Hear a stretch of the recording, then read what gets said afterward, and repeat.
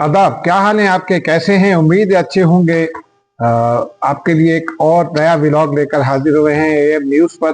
एजाज अहमद मेरा नाम है, आप मुझे जानते ही हैं।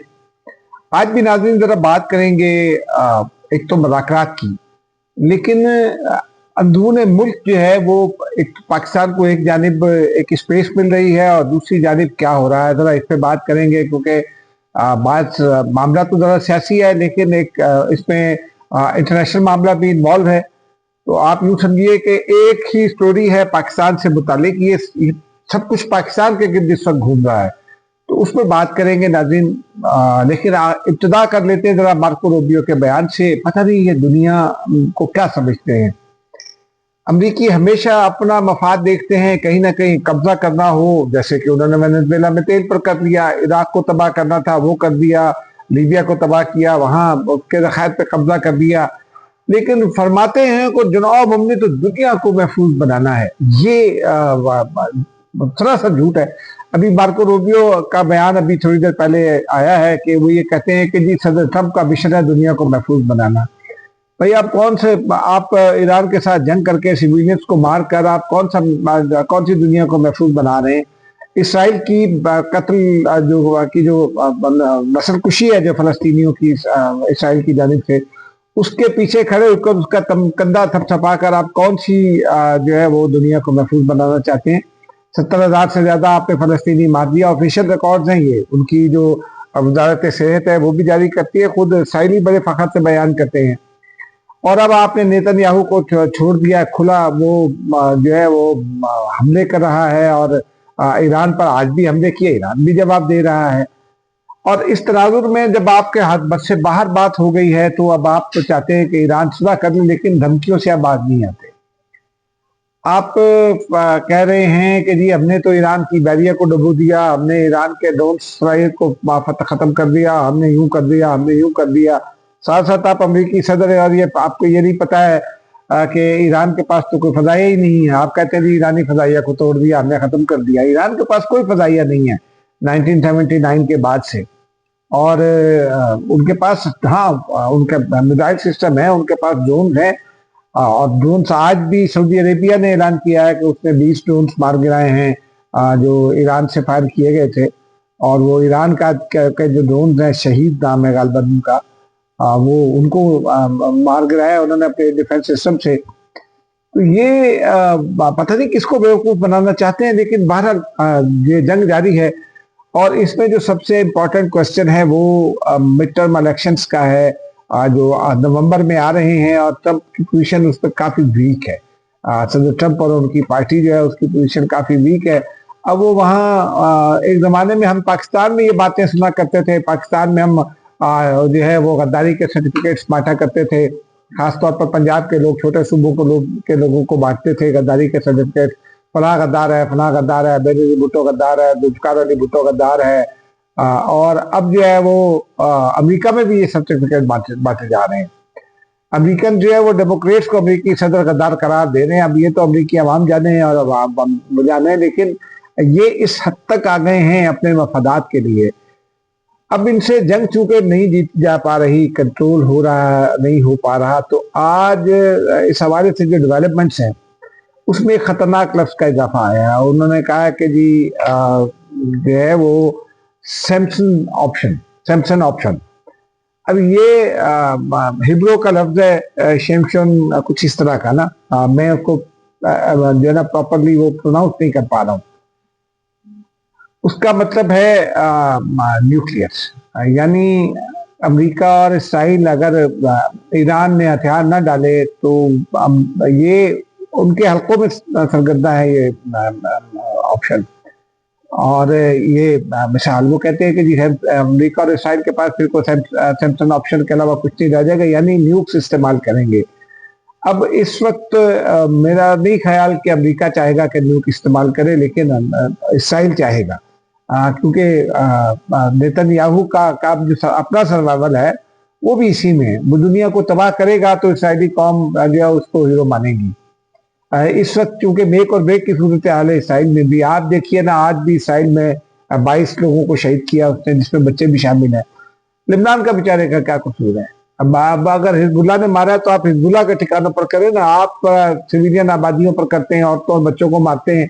और फिर आप कहते हैं कि जी मेरा फिर वो उनकी दुर्सुतनी सुनिए, गुज़िश्ता रोज फरमा रहे थे नेतन्याहू साहब, फरमाते हैं कि जनाब जो है वो अरब दुनिया जो है ना वो न्यूक्लियर हथियार नहीं बना सकती, क्योंकि वो तो सारे फसादी हैं और यूं है और वो है, और इसराइल न्यूक्लियर बनाए तो मैं इसराइल तो डिस्टेबलाइजेशन का फोर्स है। इसराइल कैसी स्टेबलाइजेशन फोर्स है? उस पूरे खत्ते में डिस्टेबलाइजेशन जब भी पैदा की इसराइल ने की। फलस्तीनियों को मारा, उन पर हमले किए, लेबनान पर बार बार चढ़ाई की, उन पर हमले किए, दमिश्क में जुलान की पहाड़ियों पर कब्जा किया उसने किया। वो तो दमिश्क उन्होंने हाफिजुल असद ने वापस ले लिया। इसी तरह इसराइल ने मिस्र पर भी अटैक किया था, सराय सीना के हवाले से जंग भी हुई थी, और उसमें फिर वो जो अरब इसराइल जंग कहते हैं जिसको, बाद में अरब इसराइल जंग तबाह हुई थी। जॉर्डन पर के एक हिस्से पर उसने कब्जा करने की कोशिश की और किसी हद तक कामयाब भी रहा। अब भी जॉर्डन उसका निशाना है, हालांकि जॉर्डन में एक तो इसराइली गवर्नमेंट भी समझी जाती है क्योंकि उसके इसराइल के साथ ताल्लुकात भी हैं और जाहिर सी बात है सरहदें मिलती हैं, लेकिन वो स्टेबलाइजेशन फोर्स है और अरब नहीं है। ये तो एक अजीब सी बात हो गई। बहरहाल अब आ जाते हैं मुज़ाकरात की जानिब। आज एक तो अहम डेवलपमेंट ये हुई कि वज़ीर ख़ारजा और डिप्टी वज़ीर आज़म इसहाक डार जो हैं उन्होंने एक ट्वीट किया और उन्होंने ये बता दिया कि पाकिस्तान जो है वो कोशिशें कर रहा है मीडिएशन की, यानी अपना जो मीडिएटरी रोल है पाकिस्तान का उसको उन्होंने तस्लीम किया और उन्होंने फिर आगे की हकीकत भी बताई। उन्होंने कहा कि तुर्की, मिस्र और बाद दीगर ममालिक की मदद कर रहे हैं, पाकिस्तान मीडिएटरी रोल प्ले कर रहा है और पाकिस्तान इनडायरेक्ट राब्ते हैं अमेरिका और ईरान के पाकिस्तान के जरिए।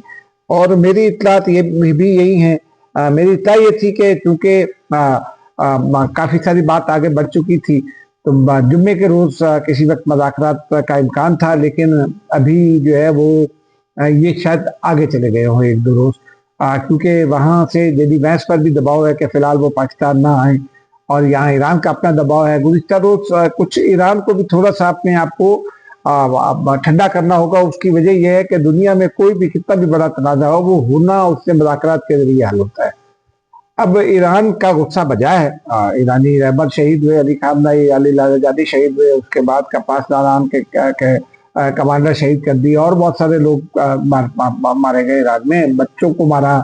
और सदर ट्रंप ये कहते हैं कि वो ये कहते हैं कि मार्को रूबियो कहते हैं कि सदर ट्रंप का मिशन जो है वो दुनिया को पुरअमन बनाना है, बच्चे मारने के बाद बनाएंगे पुरअमन, और ये तो सूरत हाल है। लेकिन इसमें अब गुज़िश्ता रोज बात काफी चूंकि आगे बढ़ चुकी थी, लेकिन दो बातें हुई उसमें। एक तो ईरान ने गुज़िश्ता रोज ये ऐलान किया पासदारान ने कि उन्होंने बहरे हिंद में एक अमरीकी F-18 तैयारा मार गिराया है। अब जब मुज़ाकरात की जानिब बात चल रही है तो आप उसको गिरा भी लिया तो ओन मत करे जो भी है मतलब, लेकिन उसने थोड़ी सी तलखी पैदा की। उसके साथ साथ फिर ट्रंप के बयानात भी आ रहे हैं तो जवाब उन्होंने भी तलखी पैदा की। तो उन्होंने एक नई दुर्सूतगी ये छोड़ी कि जी ईरान ने मुझे कहा था कि जी तुम हमारे रहबर बन जाओ, लेकिन मैंने मना कर दिया।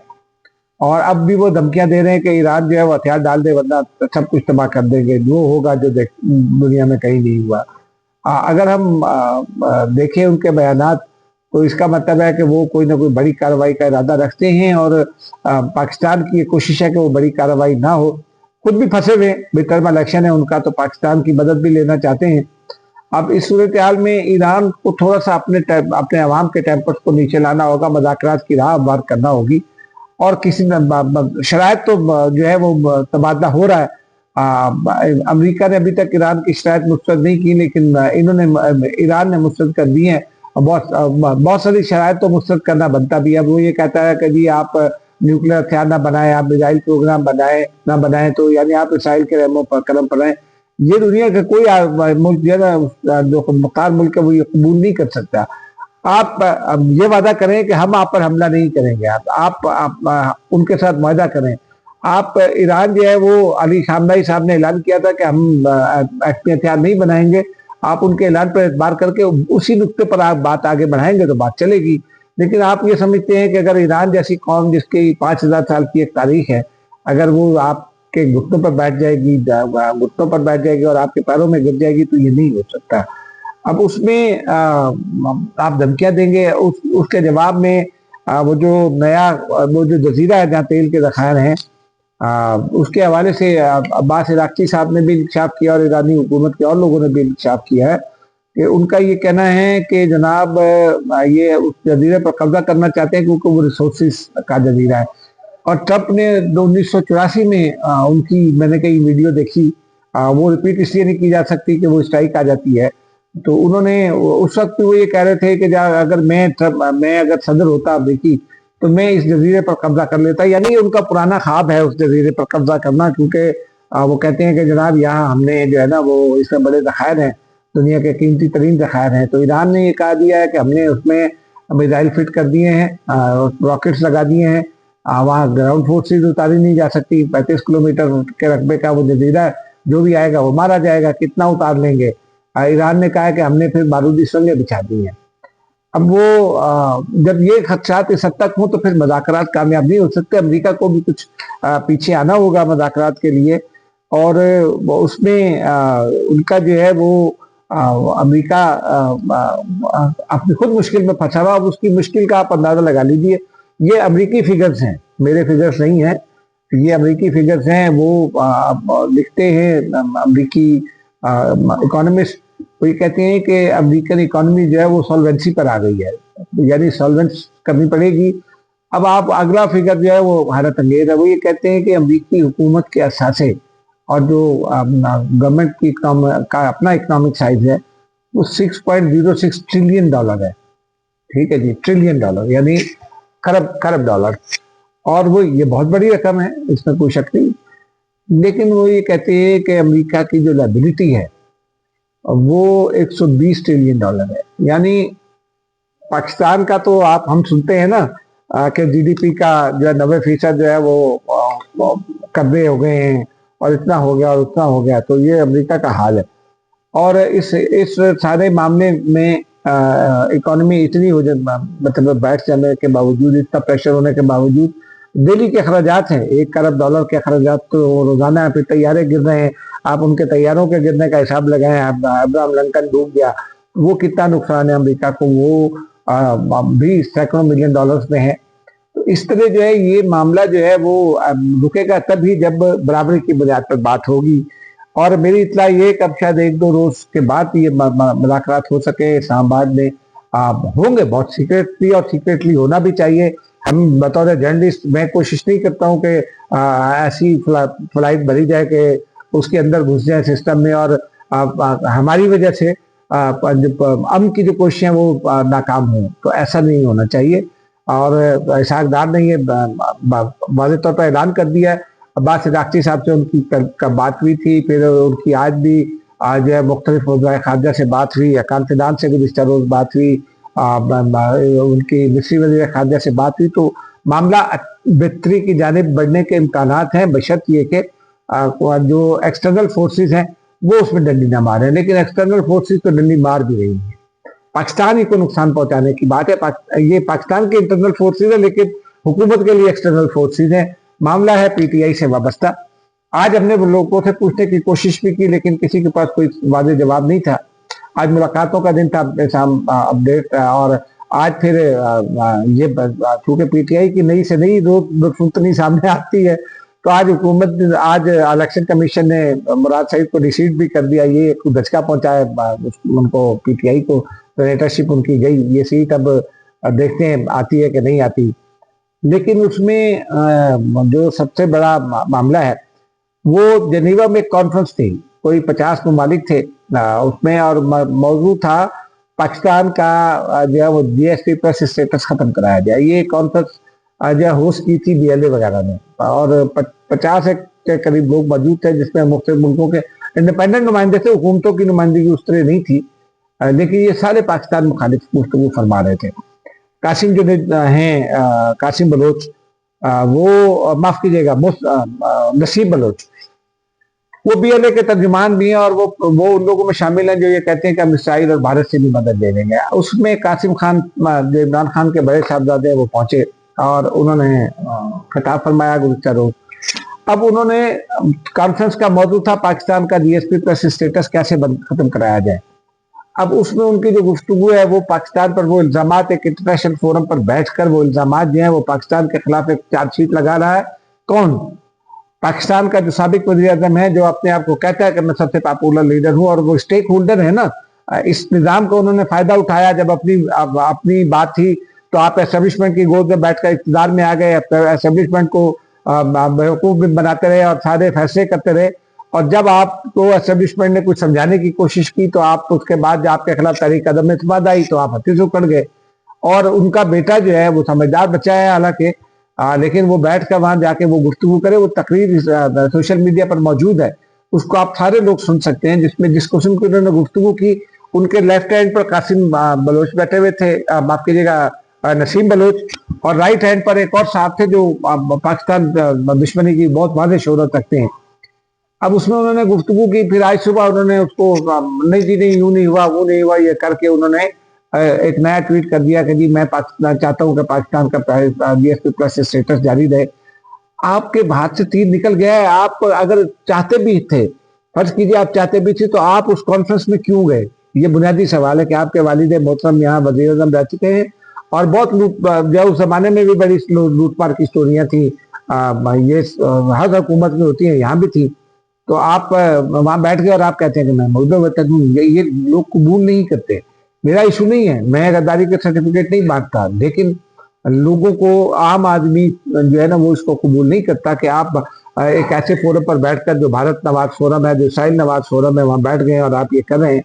और फिर आपकी वालदा का बैकग्राउंड जो है ना वो मैटर करता है। आपको ये सोचना चाहिए कि आप अपनी वालदा के पास जाते हैं, वो बहुत अच्छी खातून है, इसमें कोई शक नहीं है, पाकिस्तान के रिस्पेक्ट भी करती हैं, सब बातें अपनी जगह, लेकिन आप वहां बैठ गए तो मैसेज क्या जाएगा? मैसेज वही गया जो पीटीआई चाहती है, क्योंकि पीटीआई की आप दूसरी जानिब देख लें, वो रिहाई फोर्स के लिए राब्ता मुहिम उन्होंने शुरू कर दी है। कल पेशावर में कुछ करेंगे, उसका लोगो भी जारी कर दिया है। और फिर सोहेल अफरीदी कहते हैं हमने ठेका ले रखा है कि हम पाकिस्तान के लिए सोचें। इसका क्या मतलब है? मतलब आपको, मुझे सबको पता है। खुदा हाफिज।